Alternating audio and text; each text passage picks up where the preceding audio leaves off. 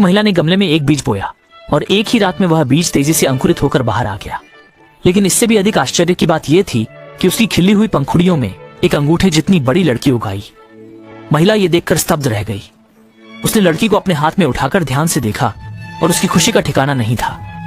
लड़की को ताजी हवा में सांस लेने के लिए उसने उसे खिड़की पर रख दिया और फिर खुद बगीचे में जाकर काम करने लगी, बिना किसी विशेष ध्यान के।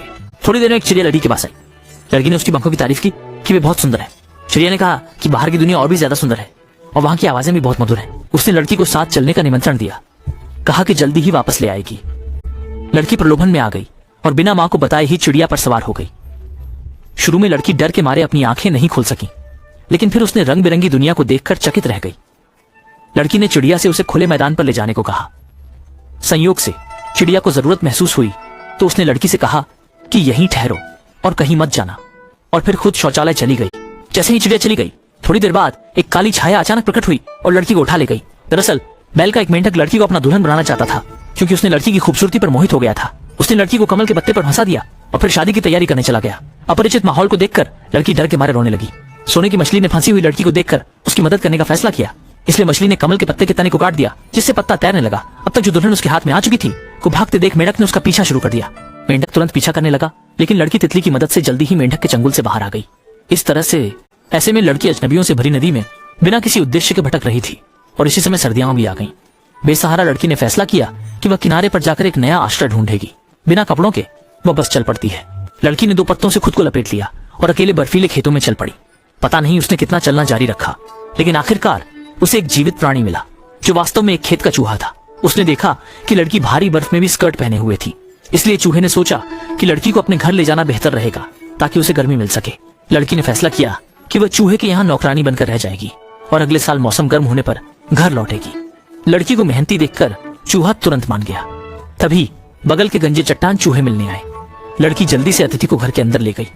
तभी इसके बाद चूहा और मोल चूल्हे के पास बैठकर बात करने लगे और पास ही बैठी लड़की सो गई। मोल लड़की की खूबसूरती को देखकर कहता है कि उसने उस लड़की को पसंद कर लिया है और चाहता है कि चूहा उसकी शादी कराने में मदद करे। अगर वो लड़की उसके घर आकर उसके लिए बच्चे पैदा करेगी तो वो उसे अपने गोदाम की 3 एकड़ गेहूं दहेज में देगा।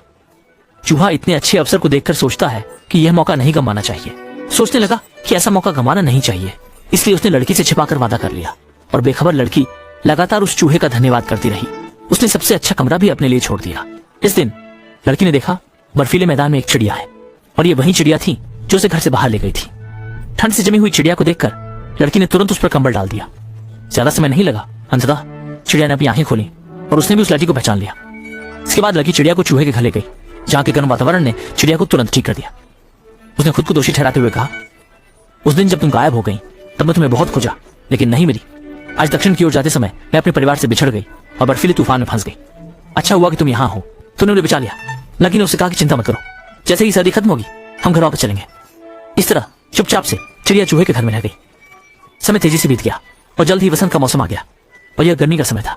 उस दिन वे बाहर ताजी हवा लेने गए और चिड़िया ने पहले रास्ता खोजने का फैसला किया, जबकि लड़की वापस घर गई ताकि वो चूहा से विदा ले सके। लेकिन इसी बीच चूहा ने उससे नमक के चूहे से शादी करने की बात रख दी, बिना लड़की के घर लौटने का इंतजार किया।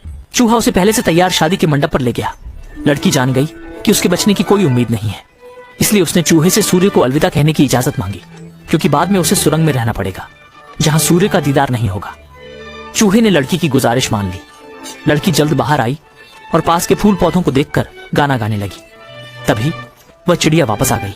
लड़की की पोशाक और चेहरे पर घबराहट देखते हुए चिड़िया समझ गई कि वह मुसीबत में है, इसलिए उसने सीधी लड़की को उठा लिया और एक शादी का आयोजन कर दिया। आसमान में चिड़िया ने लड़की से कहा, इंसानों का माहौल तुम्हारे लिए सही नहीं है, मैं तुम्हें तुम्हारे जैसे लोगों की दुनिया में ले चलती हूँ। फिर चिड़िया ने घास के मैदान को पार किया और लड़की को परियों के देश ले आई, जहाँ के लोग भी लड़की की तरह फूलों से जन्मे थे। लड़की एक फूल के पास पहुंची जहाँ एक लड़का बाहर आया। दोनों की पहली नजर में ही प्यार हो गया और आसपास के लोगों की गवाही में दोनों ने शादी कर ली। इसके बाद लड़की और लड़का प्यार से भरे इस राज्य में सुखी जीवन जीने लगे।